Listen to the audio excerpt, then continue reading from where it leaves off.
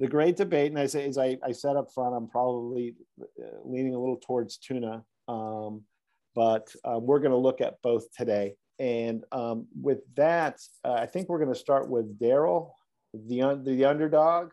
Yeah, I'm definitely the underdog here, but that's okay. I'm also the newbie, which doesn't help this situation at all. I've only been smoking meat for, I don't know, about 9 months, and I know Mike's probably 9 years, probably even more. Probably more, yeah. But you're addicted already to it, aren't you? Oh yeah. No, it's hard to stop, and it certainly goes beyond fish. But for sure. But it's all fun.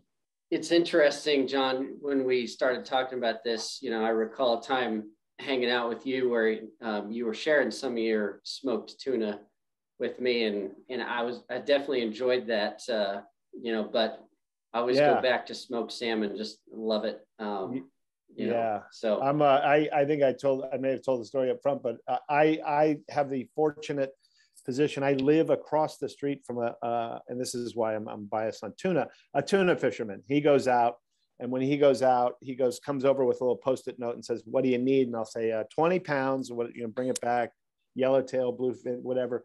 And then he brings back bits and pieces because no one else will take them, but I'll take the bellies. And that's when you were over at my place and I'd smoked some of the tuna bellies. So you have a distinct advantage over the rest of us there. Exactly. For sure. Financially as well, the stuff you go to the market, it's $26 a pound for this ahi stuff. So right. Yeah. So I'll let you kick off there then. Sure. Well, yeah. So smoking tuna is something I kind of looked into as soon as I got my smoker, and found a recipe or two, and pretty much have stuck with it the whole time. So I'm not a huge experimenter, I guess, but other than changing wood or something like that. But the process is interesting. So you gotta brine the stuff, and obviously there's a brine method for both of these, but they're pretty different. And it really gets kicked off with brown sugar and kosher salt, and then a little bit of pepper. And basically you get a pan, you put down some plastic wrap there, and spread it across the plastic wrap there, like about half of the brine. Because once you've got about the right space covered there, you're going to place the fish on top of that. And you'll notice from the video here that here we go. The skin is still on the salmon. So kind of a critical piece there. I have done it without skin. I probably paid extra for that. Didn't really change it much. So I think the skin on is actually a little bit better, though. Makes it a little easier to work with. But you put the rest of that brine down and, spread it out evenly. And then basically you're going to wrap this thing as tight as you can get it. So another piece of plastic wrap on top there, and then really just trying to get everything tightened up. And this was a little bit of a challenge with this. Typically the fish that I'm working with is a little longer and a little skinnier, so tends to wrap a little bit different. But ultimately, you're trying to get most of the air out of there, keep all that brine in place, and once it's tightly wrapped, you'll notice here in a second I'm going to basically put something on top of it to compress it.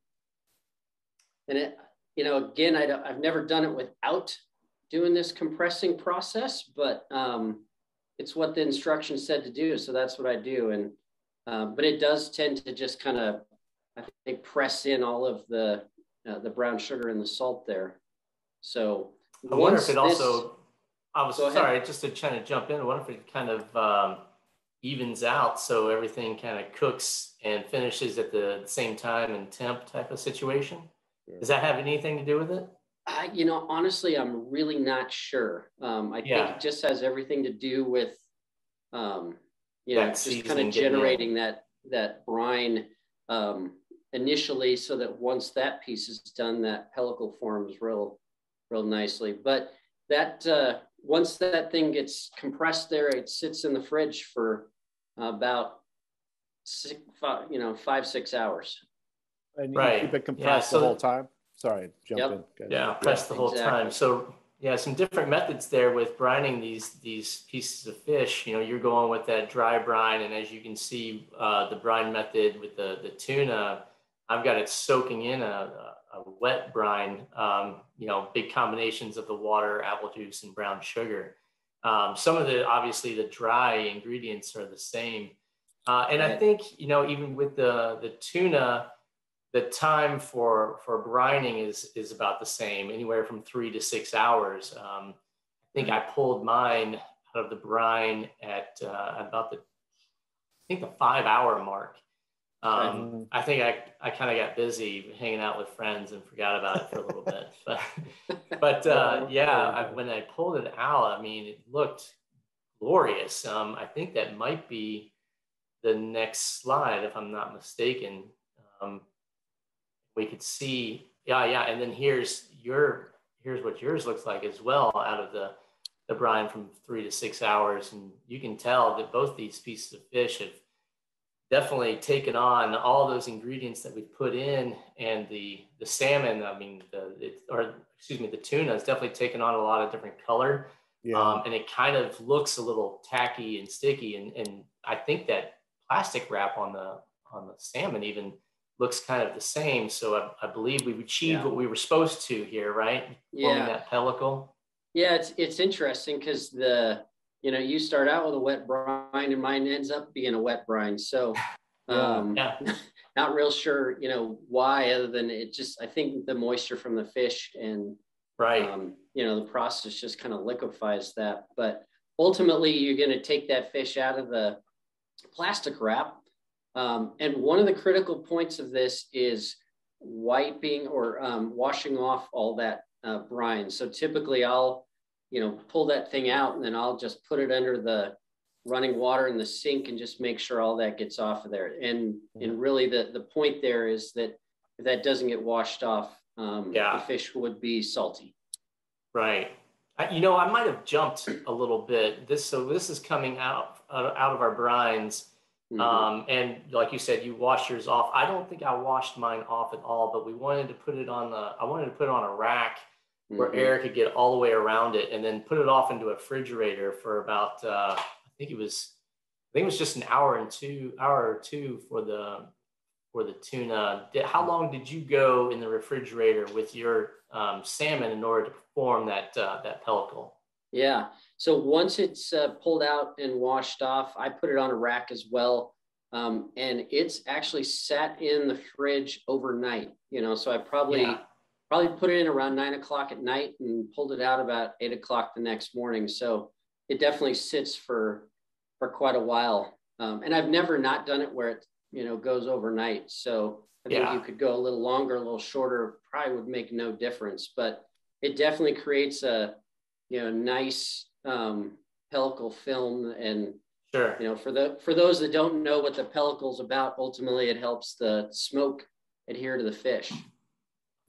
Yeah, that's right, John. And you'll take yours out, you'll put it underneath a fan sometimes, like a ceiling fan or something. That's why I was going to ask you how long you were on the tuna. And I'll put, and I don't know where we got this. It's because I know, Mike, you and I use the same recipe on this, but so we'll lay it out. This is your baby recipe for sure. That's right. On the kitchen table. And you have to pull all the chairs out so you have the dogs around.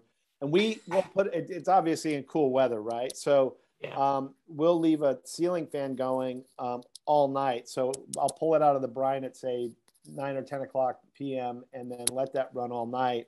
And then I will put that onto the grill, basically, the next morning. So it's, if I'm doing the math, I guess it's an overnight kind of drying, if you will. It seems to work very well. And like we were talking the other day, it kind of dries and adheres the chili flakes to it that we put in the brine. And as Darrell was saying, I believe, and I'm not an expert, but it's getting that pellicle. That will be when it first hits the grill, that's what's going to adhere the smoke to the fish and allow it to kind of seep in beautifully. So right on. Right. Yeah. And Darrell, when you so you wash off your brine, you let it rest for a little bit, and before you put it on the smoker, do you let it? Do you put any extra seasoning on it or anything? Maybe we can look at the next slide for our right before the smoker picks. But do you add any extra seasoning or anything to your salmon? Well, not like you did. Good grief. No, I'm kidding. Honestly, I've not done a whole lot. I've tended to add either a little bit of extra pepper. One thing I've started to do recently was, basically just drizzle some honey over the top of it. And it doesn't have a huge effect other than just a little bit of additional sweetening. To it. Yeah. And I take any chance I can to add any additional flavor to any meat I smoke. So I don't know, John, I think you probably just dredged them in some brown sugar, but I chose to, throw on some sweet barbecue rub on here and on all sides just to add a little extra seasoning and then of course some extra sweetness to them. You usually kind of dredge into some brown sugar. Is that right? Yeah. Sometimes, and some we'll do a mixed bag, if you will, like some with some additional firepower and some just straight from the pellicle right onto the grill. I'll normally do. I've got 2 racks in the Weber, and I'll do one on the top, one on the bottom, kind of separate from what we do. Yeah. Right on. That's cool. Well, go ahead. I think that brown sugar is like the universal sweetener for smoking, because I think you could probably sprinkle some brown sugar on the salmon before putting it on the smoker as well. Yeah, for sure. Absolutely. I think you're right about that. Doesn't seem to be a single dry rub or seasoning out there without brown sugar. Yeah. Right. Well, you can't go wrong with it, I guess. Yeah. Exactly. And when you're smoking pork, I mean, why wouldn't you just throw a little bit of extra brown sugar on it? Yeah. It's not going to hurt. The staple. Well, cool. And then I guess our smoking methods are going to be different here because we're using 2 different pieces of equipment. I'm using a wood fire or stick burner, barrel smoker, and you use a Traeger where you just plug it in, set it, and forget it. But we'll take a look at what I did here with this, and I haven't really done much of a smoke at such low temps. Usually I'm shooting 250, 275. But my range here for these were going to be anywhere from 170 to 200. And I just used a small amount of coals there and some chunks of apple wood to help infuse that flavor and keep the temperature going a little bit. I didn't have to use any sticks to keep heat or anything along those lines. I didn't want my barrel temperatures to get too high and then I just completely dry out the fish. I think that was very challenging and different for me in terms of smoking tuna. I'm, kind of a novice on it. So I was going off of what, John's been telling me, and I think it worked out really well once we get to the end pictures. Yeah, for sure. Is there other wood that you'd consider smoking with that type of? Oh yeah, absolutely. And John, I think you usually use cherry, but I think probably any fruit, wood would work really well. I bet you peach would work just fine too, but apple or cherry, I don't think you can go wrong at all. Yeah, that's typically I'll go with cherry on all the tuna, the fatty tuna bellies as well. Yeah. Interesting. Yeah, Mike, you're right. I've kind of got the set it and forget it method, which, is good for a beginner like myself. But with the Traeger, I pretty much just set it at 180 degrees and it just kind of manages itself at that temperature. And I was using, it's a pellet smoker. So I was using alder, which I think is my favorite wood for smoking salmon. I've used hickory. And I mean, the recipe that I look at, they update that thing all the time. And they were actually recommending cherry recently as well. So I'll have to give that a shot here. Yeah, you probably couldn't go wrong with it. Alder is definitely one type of wood that I've never really smoked with or had any experience with, but I have heard that it's very popular to use with smoking salmon. Yeah. I'm like you, Mike. I actually have never played with it or even bought it. Right. Yeah. Yeah. It works pretty good. Yeah, sure. Well, we'll definitely see in the end here, but one big difference here, another difference here is in our cook time. John, you definitely said 2 hours, and I think you're exactly right. When I temped the tuna and when I took it off, it was definitely done in between a 2 hour, 2.5 hour mark. It was ready to go, and it had great color and it was cooked the way that it should be. And wow, was it nice and easy for that short cook? But you had to go a little bit longer with that salmon. Yeah. Typically, it's a 3 to 4 hour smoke, and I think I start checking temps and just kind of checking things out around the 3 hour mark.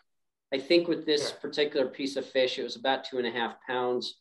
I think I pulled it about 320 maybe. So it's 3 hours is absolutely minimum. The temperature of the fish was like 145, 147, somewhere around there. Oh, yeah. And it sits around there for quite a while. So I don't think there's much point in leaving it on really any longer than the 3.5 hours, just because, I mean, obviously, one, you don't want to dry it out. Two, it's not going to, get much smokier than it's already got. It's not. So, yeah. That's typical with a lot of meat in general. They can only take on so much smoke flavor until after that point you're just setting a bark or a color or something like that to them. Yeah. So let's go ahead and take a look at our finished products. Let's see the results. Look at that. Oh my gosh, seriously, that salmon looks awfully juicy. Yeah, it sure does. It looks like it's a perfect Halloween color as well. It is. That's right. Excellent. Exactly. Excellent fish for the season. And the tuna, if you look at some of those pieces there on the plate, you can see that they're just bubbling with some juices. And I gotta say, it was super flavorful. The brine was absolutely key.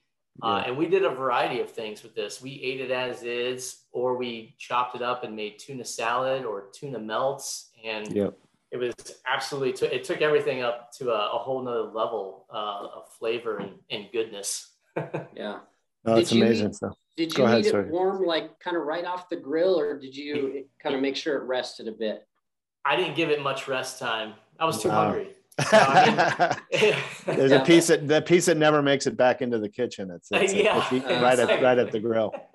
Yeah. Tell them I dropped it. I get that one. Right?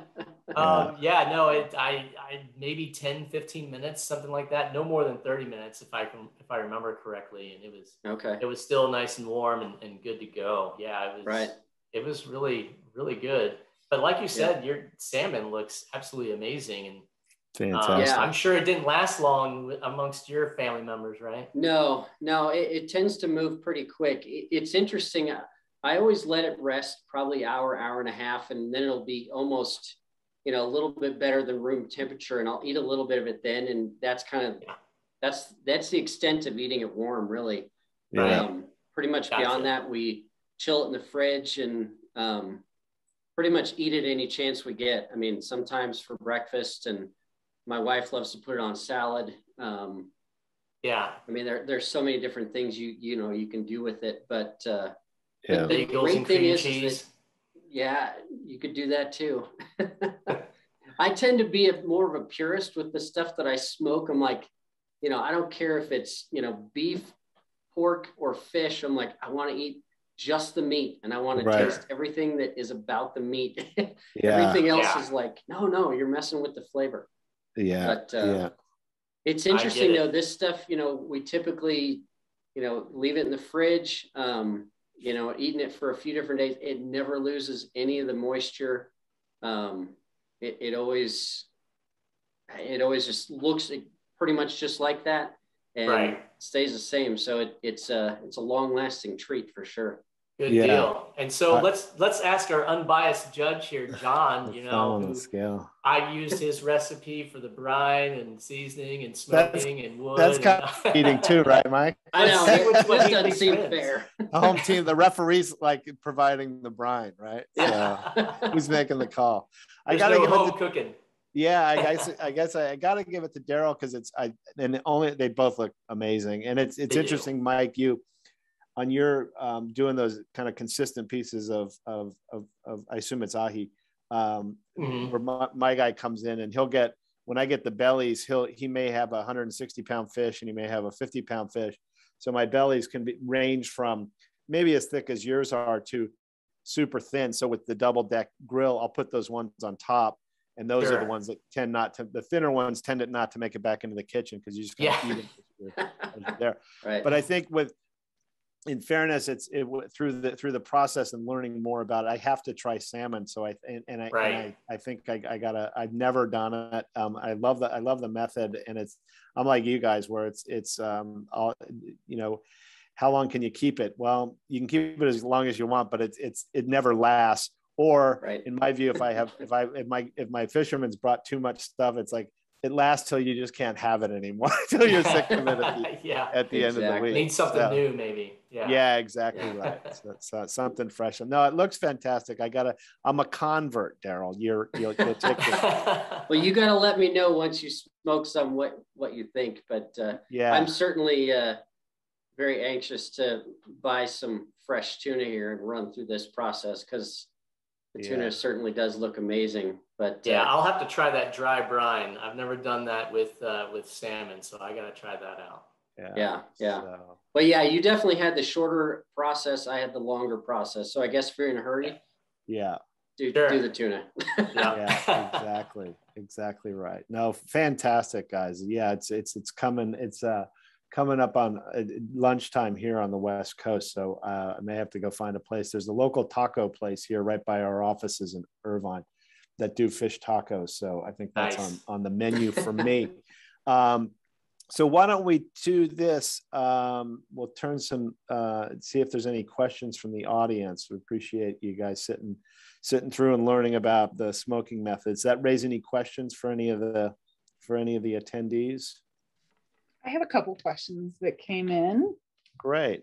First of all, we do have to recognize that Jeff, who has joined us today, is a Ravens fan, and I wanted to make sure that was pointed out before we got too far ahead of that.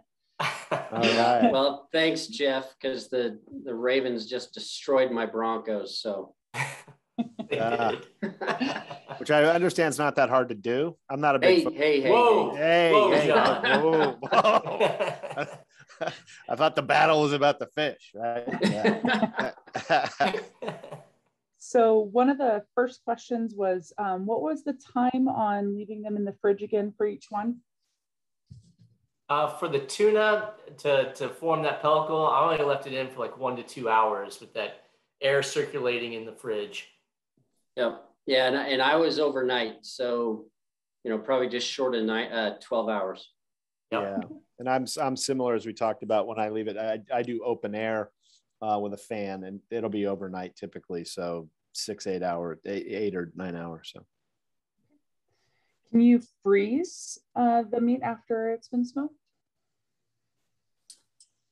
There's usually none left to freeze. Yeah, that's exactly. My thought. I don't think there's going to be any left to freeze. But that's I don't know. I wouldn't recommend it. What about you, Darrell?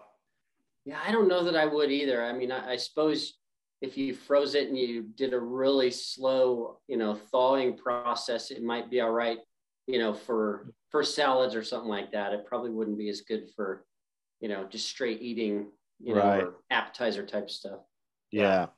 I think, you'd have to defrost like with paper towel and just super, super slow in the fridge. And it would probably take longer than it'd probably be worth. But I think you guys hit the nail on the head. And it's just been my experience is you could freeze it if there was anything to freeze, but there typically isn't. Yeah, exactly. Yep. So one more question along the same lines. Can you use frozen fish to smoke? I use fresh, but I didn't I bought it from the store and seasoned it and got it ready and put it on the smoker. I didn't freeze it, then take it out and thaw it out, then smoke it. Yeah. If that's what the question's referring to. Yeah. Yeah. I don't know that I've used, I don't know that I've used a frozen salmon for smoking. I typically try to buy it fresh and then just smoke it. I would imagine, again, if it was, thawed slowly, it probably would be okay. Mm-hmm. Yeah. Yeah. I mean, from my perspective, just, and I have to, because the quantities that I get, and anyone sitting, that my neighbor will come over with literally sort of 20 pounds of bellies. Wow. So I'll typically freeze those. And I think good point on the question is the way we defrost them is super slow. We'll bring them into the fridge first, and then always just like paper towel, so that's going to pull up anything that, any of that, the ice or the stuff that's formed in it. But yeah, so from the way the process, I won't bore the whole team with it, but when they catch the fish, it's basically goes into they're in the ocean and they put it in a holding tank in the boat that's the exact same temperature. They come home and it goes to processing when they pick those fish up there. So this is like it was caught yesterday. So it's just about as fresh as you can get.